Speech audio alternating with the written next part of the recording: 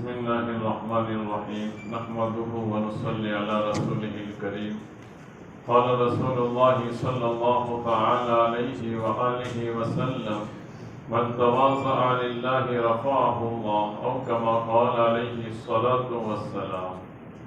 محترم بزرگوں، جیسے گزشتہ کل تواضع کے بارے میں اس کی حقیقت کے بارے میں کچھ باتیں عرض کی گئی تھی کہ حضرت نبی کریم صلی اللہ علیہ وسلم نے اس حدیث پاک میں ہماری رہبری اور رہنمائی فرمائی کہ جو آدمی اللہ کے لیے تواضع اختیار کرتا ہے، اپنے آپ کو جھکاتا ہے، اپنے آپ کو مٹاتا ہے، تو اللہ تبارک تعالیٰ اس کو بلندی عطا فرماتے ہیں، اس کو بلند کرتے ہیں۔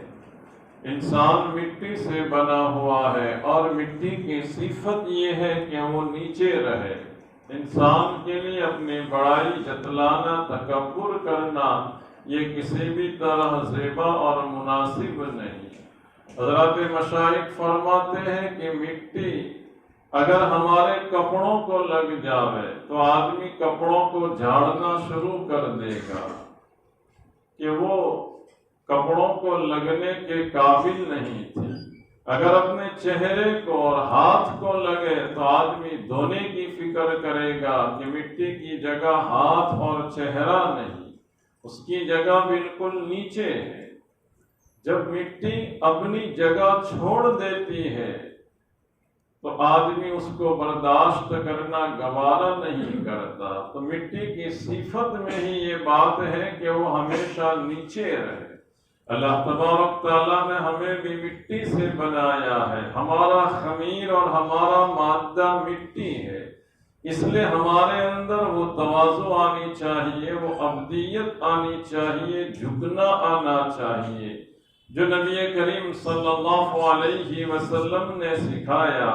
اور آپ کا حال کل ذکر کیا گیا تھا، آپ فرماتے ہیں انا آکل کما یاکل العبد، میں تو ایسے کھاتا ہوں جیسے کوئی غلام کھاتا ہو۔ آپ اپنی شان و شوکت کو اور امتیازی شان کو پسند نہیں فرماتے تھے۔ جو نہ پہچانتا اس کے لیے آپ کو پہچاننا بڑا مشکل ہوتا۔ آپ نے حضرات صحابہ کرام رضوان اللہ تعالی علیہ مجمعین کی وہ بے مثال تربیت کی، ان کی اصلاح فرمائی، اور یہ اخلاق حمیدہ، اونچے اخلاق ایسے کوٹ کوٹ کر بھر دیے کہ ہر ایک آدمی آسمان ہدایت کا ستارہ بن گیا تھا۔ ہر ایک میں ایسی تواضع تھی، ایک دوسرے کے لیے جھکنا، ایک دوسرے کی ناگواری کو برداشت کرنا، یہ ان کے مزاج میں اور طبیعت میں داخل ہو گیا تھا۔ حضرت ابوبکر صدیق رضی اللہ تعالیٰ عنہ جو نبی کریم صلی اللہ علیہ وسلم کے حضر سفر کے ساتھی، آپ کے ہجرت کے ساتھی، آپ کے یار گار کے دوست، اور آپ نے اپنی حیات میں، اپنی زندگی میں اگر کسی کو امامت کے مصلی پر چڑھایا ہو تو وہ حضرت ابوبکر صدیق رضی اللہ تعالی عنہ ہے۔ اتنی بڑی شخصیت، اتنے کمالات اور اتنی خوبیوں والے، لیکن صدیق اکبر رضی اللہ تعالیٰ عنہ پر میرے بزرگوں کوئی بڑائی نہیں آئی تھی کہ مجھے حضور نے اپنی حیات میں مصلی پر چڑھایا، بڑھایا، میں آپ کا یارغار ہوں، میں ہجرت کا ساتھی ہوں۔ الیاذ باللہ کبھی بھی آپ نے اپنے اندر بڑائی کو محسوس نہیں کیا، وہ تربیت یافتہ تھے۔ صدیق اکبر رضی اللہ تعالیٰ عنہ کی تواضع کا عالم یہ تھا کہ اپنے آپ کو اتنے مٹائے ہوئے تھے، وہ فرمایا کرتے تھے کاش کہ میری ماں مجھے نہ جنتی، میں ایک درخت کا ہوتا، میری ماں مجھے نہ جنتی، کوئی مجھے نہ پہچانتا۔ یہ وہ آدمی کہہ رہے ہیں جن کو نبی کریم صلی اللہ علیہ وسلم کے غار کے دوست ہونے کا شرف اور سعادت حاصل ہے۔ دوسرے خلیفہ حضرت عمر رضی اللہ تعالی عنہ یہ حضرات سب اونچے دل والے تھے. نبی کریم صلی اللہ علیہ وسلم نے بے مثال تربیت فرمائی تھی. ابو بکر جنت میں ہے، عمر جنت میں. یہ 10 صحابہ کو دنیا میں آپ نے بشارت دی تھی. اور حضرت عمر رضی اللہ تعالیٰ عنہ کو ایک خصوصی بات یہ بیان فرمائی کہ لو کان بعدی نبیا لکان عمر، کہ میرے بعد اگر نبوت کا سلسلہ جاری رہتا تو عمر بنتے. اور کتنی آیتیں قرآن کریم کی حضرت عمر رضی اللہ تعالیٰ عنہ جو رائے دیتے اس کے مطابق اترتی. ایک مرتبہ آپ تشریف فرما تھے، مال غنیمت آیا اور مال غنیمت میں قیدی بھی آئے، بہت سا ساز و سامان آیا. آپ نے لوگوں کو جمع کیا اور آپ منبر پر بڑھے، منبر پر چڑھے. لوگ سمجھے کہ بہت اونچا حضرت واعظ فرمائیں گے، لیکن منبر پر چڑھنے کے بعد فرمایا اے عمر تجھے معلوم ہے تیری حیثیت اور حقیقت کیا ہے؟ تو ایسا آدمی تھا کہ تیری ماں کچے گوشت کو چباتی تھی. عرب میں جو آدمی بہت حالات میں ہو اور اس کی مجبوری کو بیان کرنا ہوتا، اس کی غربت کو، اس کے افلاس کو، اس کی محتاجگی کو اور اس کے حالات کو، تو کچا گوشت کھاتے. اس سے یہ اندازہ کیا جاتا کہ یہ بہت حالات میں ہے. حضرت عمر رضی اللہ تعالیٰ عنہ نے فرمایا کہ عمر تجھے معلوم ہے کہ تیری ماں کچا گوشت کھایا کر چبایا کرتی تھی. یہ جملہ کہا اور ٹھہر گئے اور اتر گئے منبر سے. لوگوں نے کہا کہ حضرت آپ نے ہمیں جمع کیوں کیا؟ تو حضرت عمر رضی اللہ تعالیٰ عنہ نے فرمایا کہ حقیقت اور واقعہ یہ ہے کہ آج بہت سا مال غنیمت آیا، ساز و سامان آیا، قیدی آئے. میرے دل میں بڑائی نہ آ جاوے کہ میں بہت سلطنت والا ہوں، بہت اسباب والا، مال والا ہوں. اس نے میں نے اپنی حقیقت اور میں نے اپنی حیثیت بتائی کہ عمر تو کون تھا، تجھے اپنی حیثیت اور اپنی حقیقت معلوم ہے. یہ حضرات ایسے تھے کہ اپنی حیثیت اور اپنی حقیقت کو نہیں بھولتے تھے. تو اللہ تبارک تعالیٰ نے ان کو کیسے درجات عطا فرمائے. اور تواضع کا عالم یہ تھا کہ حضرت حذیفہ رضی اللہ تعالیٰ عنہ کو نبی کریم صلی اللہ علیہ وسلم نے منافقین کی فہرست دی تھی. ایک لسٹ دیا تھا کہ یہ منافقین ہے، اور نبی کریم صلی اللہ علیہ وسلم نے حضرت عمر رضی اللہ تعالیٰ عنہ کو تو اپنی زبان سے جنت کی بشارت سنائی تھی. کوئی بزرگ آدمی کسی کو خوشخبری سنا دے تو آدمی مطمئن ہو جاتا ہے. نبی کریم صلی اللہ علیہ وسلم نے جب فرما دیا کہ عمر جنت میں ہے، اور ظاہری بات ہے کہ جنت میں جانا یقینی، کوئی شک کوئی شبہ نہیں، نفاق کا ادنا شبہ بھی ہم نہیں کر سکتے. منافق کے بارے میں بتایا ان المنافقین فی الدرک الاسفل من النار، یہ منافقین جہنم کے سب سے آخری طبقے میں ہوں گے. حضرت عمر رضی اللہ تعالیٰ عنہ کو جب حضور نے یہ بشارت سنا دی تو کوئی شبہ کوئی شک نہیں، لیکن ڈر اتنا، تواضع اتنی تھی کہ حضرت حذیفہ کو آپ پوچھتے ہیں کہ حذیفہ دیکھو بتاؤ میرا نام تو اس منافقین کی فہرست میں نہیں ہے.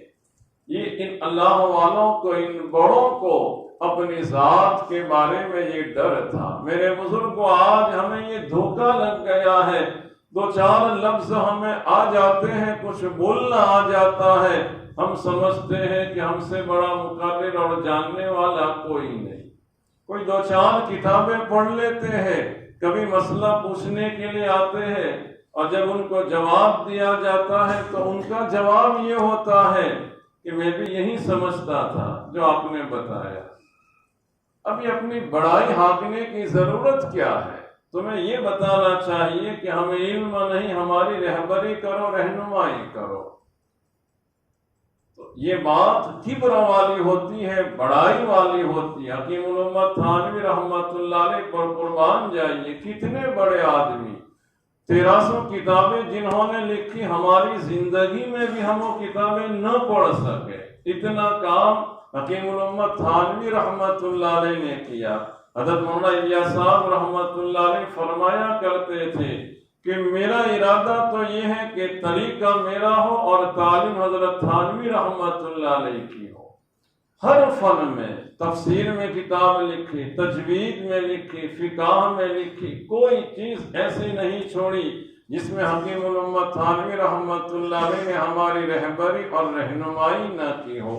کتنے علم کے مالک ہوں گے، اور یہ صلاحیت جو بنتی ہے وہ فارغ ہونے کے بعد، عالم ہونے کے بعد نہیں بنتی، پڑھنے کے زمانے میں جو محنت کرتے ہیں اس وقت یہ صلاحیت بنتی ہے۔ میں یہ واقعہ اس میں سنا رہا ہوں کہ حکیم الامت تھانوی رحمت اللہ علیہ کی جب فاضل ہونے کی، فراغت کی، دستار فضیلت کی باری آئی، دارالعلوم دیوبند میں اکابر موجود تھے۔ حضرت مولانا رشید احمد گنگوہی رحمت اللہ علیہ کے ہاتھوں سے ان کی دستار باندھی جانے والی تھی، اور حضرت تھانوی رحمت اللہ علیہ حضرت گنگوہی رحمت اللہ علیہ کی خدمت میں پہنچتے ہیں، اور حضرت گنگوہی رحمت اللہ علیہ کے پاس جا کر کے عرض کرتے ہیں کہ حضرت یہ جو ہماری دستار کا آپ نے جو طے کیا ہے یہ پروگرام موقوف کر دیجئے، بند کر دیجئے۔ وجہ یہ ہے کہ ہمیں تو کچھ آتا نہیں، ہمیں اگر دستار دی جائے گی، ہماری پگڑی باندھی جائے گی تو دارالعلوم دیوبند بدنام ہوگا کہ جو کوئی کام کے نہیں تھے ان کو دستار فضیلت دی گئی۔ یہ کون کہہ رہا ہے؟ حکیم الامت تھانوی رحمت اللہ علیہ۔ حضرت مولانا رشید احمد گنگوہی رحمت اللہ علیہ پر قربان جائیے جواب دیا کہ اشرف علی، یہ احساس تم کو آج اس لیے ہے کہ ہم موجود ہیں، جس وقت ہم نہیں ہوں گے تو تم ہی تم ہوں گے۔ یہ جملہ فرما کر کے حکیم الامت تھانوی رحمت اللہ علیہ کی حوصلہ افزائی فرمائی، ہمت افزائی فرمائی۔ اتنے محنت اور مجاہدہ کرنے کے باوجود یہ حضرات اپنے کو کسی چیز کا اہل نہیں سمجھتے تھے۔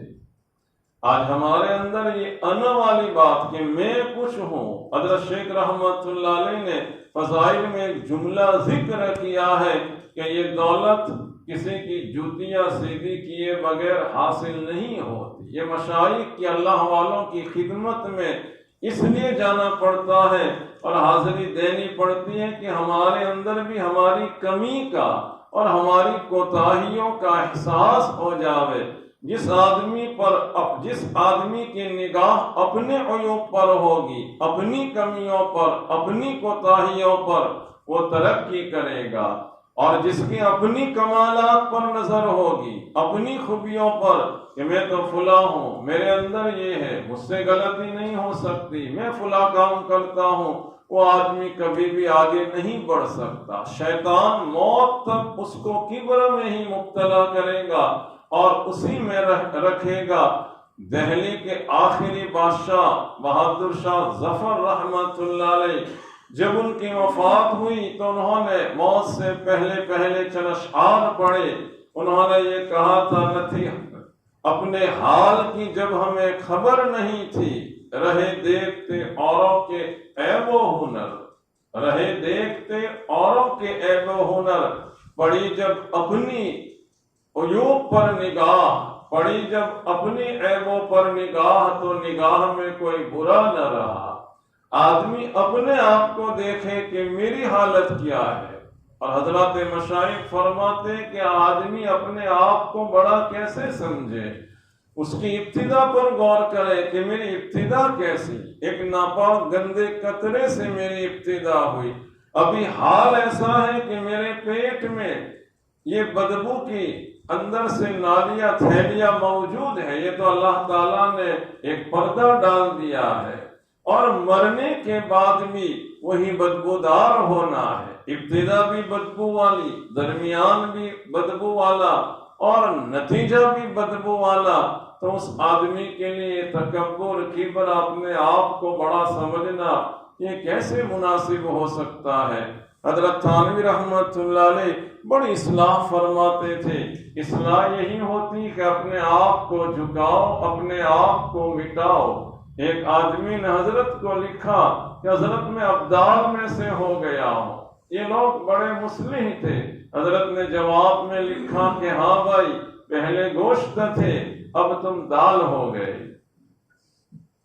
ارے بھائی سمجھ بھی رہے ہو، پہلے تمہارا درجہ بڑا تھا، لیکن اپنے آپ کو جب بڑا سمجھ لیا۔ ابدال ایک درجہ ہے، قطب، غوث، ابدال ایک درجہ ہے۔ حضرت نے اصلاح میں یہ لکھا کہ پہلے تم گوشت تھے لیکن بڑا سمجھا، تو اب تم اور نیچے گر گئے، یعنی دال ہو گئے تم۔ تو یہ بڑے لوگوں کی بڑی باتیں ہوتی ہیں، وہ اپنی حقیقت بتانا چاہتے ہیں کہ جس کو اللہ تعالیٰ بلند درجہ عطا فرماتے ہیں وہ کبھی اپنا اعتراف بڑائی کا نہیں کرتا، وہ تو اپنے آپ کو مٹا دیتا ہے۔ حضرت مولانا قاسم نانوتوی رحمت اللہ علیہ، جن کی کچھ باتیں کل سنائی گئی تھی، حضرت فرمایا کرتے تھے کہ علم کے 2 لفظ میرے ساتھ نہ لگے ہوتے تو کسی کو معلوم نہ ہوتا، کوئی نہ پہچانتا کہ مولوی قاسم کون ہے۔ یہ علم کے 2 لفظ جو میرے ساتھ لگے ہیں، اس نے دنیا میں میری شہرت کر دی ہے۔ علامہ سید سلیمان ندوی رحمت اللہ علیہ، یہ حکیم الامت تھانوی رحمت اللہ علیہ کے زمانے میں تھے۔ علم اتنا تھا کہ دنیا میں ان کے علم کی شہرت تھی اور پوری دنیا میں ان کے علم کا ڈنکا بج رہا تھا، لیکن انہوں نے بھی اپنے آپ کو دیکھا کہ مجھے بھی اپنی تربیت کی اور اصلاح کی ضرورت ہے۔ حکیم الامت تھانوی رحمت اللہ علیہ کی خدمت میں حاضر ہوتے ہیں اور آپ سے بیعت ہوتے ہیں، اصلاحی تعلق قائم کرتے ہیں۔ جاتے وقت علامہ سید سلیمان ندوی رحمت اللہ علیہ درخواست کرتے ہیں کہ حضرت مجھے کچھ نصیحت فرمائیے۔ حکیم الامت تھانوی رحمت اللہ علیہ فرماتے ہیں کہ میں سوچ میں پڑ گیا، اتنے ڈنکے کی چوٹی کے عالم، علوم کے مالک، میں ان کو نصیحت کیا کروں۔ اللہ کی طرف میں متوجہ ہوا، اللہ تعالیٰ نے فوراً میرے دل میں ایک بات ڈالی، وہ میں نے سید صاحب کو بتائی کہ سید صاحب اس راستے میں اپنے آپ کو مٹانا ہے، اپنے آپ کو کھپانا ہے۔ تو علامہ سید سلیمان ندوی رحمت اللہ علیہ کی حالت یہ ہو گئی تھی، اتنی بڑی شخصیت، دنیا جن کو مانتی تھی، لیکن تھانہ بھون کی خانقاہ میں ان کا حال ایسا تھا کہ جو خانقاہ میں آتے تھے ان کے چپل یہ درست کرتے تھے، سیدھے کرتے تھے، اپنے آپ کو اتنا زیادہ مٹایا تھا۔ حضرت مولانا صدیق صاحب باندھوی رحمت اللہ علیہ، اتنی بڑی شخصیت، کسی کو معلوم نہ ہو، رات کے وقت اٹھتے اور بیت الخلا خود جھاڑو لے کر کے وہ صاف کرتے، طلبہ کو معلوم بھی نہ ہوتا کہ یہ صفائی کس نے کی ہے۔ یہ حضرات اپنے آپ کو مٹائے ہوئے تھے۔ سیدنا احمد کبیر رفاعی رحمت اللہ علیہ جو بڑے اولیاء کرام میں سے گزرے ہیں، اللہ نے ایک مرتبہ موقع دیا کہ مکہ مکرمہ پہنچے، پھر مدینہ منورہ روضہ اقدس پر حاضری دی۔ روضہ اقدس پر حاضری دے کر کے انہوں نے عرض کیا، میرے آقا جب میں دور تھا اپنے علاقے میں تو میں وہاں سے صلاۃ و سلام بھیجا کرتا تھا، میری روح کو بھیجا کرتا تھا، سلام وہاں سے پہنچاتا تھا۔ آج میں روح اور جسم کے ساتھ حاضر ہوں، پہلے میری روح آپ کی طرف متوجہ ہوتی تھی، آج روح اور جسم کے ساتھ یہ بندہ آیا ہے، آپ اپنا ہاتھ نکالیے اور تاکہ میں مصافحہ کروں۔ کتابوں میں یہ آتا ہے کہ سیدنا احمد کبیر رفاعی رحمت اللہ علیہ کی یہ کرامت ظاہر ہوئی کہ قبر میں شگاف ہوا اور اللہ کے رسول صلی اللہ علیہ وسلم نے اپنا دست مبارک باہر نکالا، سیدنا احمد کبیر رحمت اللہ علیہ نے ہاتھ کو تھاما، مصافحہ کیا، جو مجمع وہاں حاضر تھا سب نے اللہ کے رسول صلی اللہ علیہ وسلم کے ہاتھ مبارک کو دیکھا، زیارت کی۔ سیدنا احمد کبیر رحمت اللہ علیہ کے درجے کا اندازہ ہم لگا سکتے ہیں کہ ایک آدمی کی عقیدت، ایک آدمی کی محبت اور تعلق اور ان کی کرامت کی وجہ سے پورے مجمع نے یہ دیدار کیا۔ اب وہ اپنی اصلاح کراتے ہیں۔ انہوں نے دیکھا کہ سب لوگوں کو معلوم ہو گئی یہ کرامت، تو وہاں دروازے کے پاس لیٹ جاتے ہیں۔ یہ سوچا کہ میرے اندر کبر تو نہیں آ گیا، سارے لوگوں کو اللہ کا واسطہ دے کر یہ کہہ رہے ہیں کہ میری گردن فلام کر کے جاؤ، میرے اوپر سے جاؤ، تاکہ یہ کرامت ظاہر ہوئی ہے، اس کی وجہ سے میرے اندر بڑائی نہ آ جائے۔ یہ بڑے لوگ جب کوئی ایسی بات ظاہر ہوتی تب بھی چھپانے کی فکر کرتے تھے۔ ایک کتاب میں نے پڑھا کہ لوگ 3 قسم کے ہوتے ہیں۔ پہلے زمانے میں ایسے ہوتے تھے کہ اچھے کام کرنے کے باوجود وہ چھپاتے تھے۔ دوسرے زمانے میں ایسے لوگ کہ کام کرتے تھے اور بتاتے جاتے تھے، اور آج کا دور ایسا ہے کہ کام نہ کیا ہو تب بھی اس کو ظاہر کرتے ہیں، یعنی بڑائی جتلانے کے لیے کہ میں نے فلانا کام کیا یا مجھے فلانا کام کرنا ہے۔ خیر، اس سے نیکیاں ضائع ہو جاتی ہیں۔ اصل بات جو نبی کریم صلی اللہ علیہ وسلم نے بتائی کہ تم تواضع اختیار کرو، اللہ تعالیٰ تمہارے درجے کو بلند کریں گے۔ بڑائی اپنے اندر پیدا کرنا، اپنے آپ کو بڑا سمجھنا اتنا مہلک ہے، اتنا خطرناک ہے کہ متکبر کو اپنی اصلاح کی توفیق نہیں ہوتی، توبہ کی توفیق نہیں ہوتی۔ ابو جہلہ کا واقعہ مشہور ہے، آئندہ انشاءاللہ کچھ سنایا جائے گا۔ اللہ تبارک تعالی ہمارے اندر بھی تواضع، عبدیت، فنائیت پیدا فرمائے۔ وآخر دعوانا ان الحمد للہ رب العالمین۔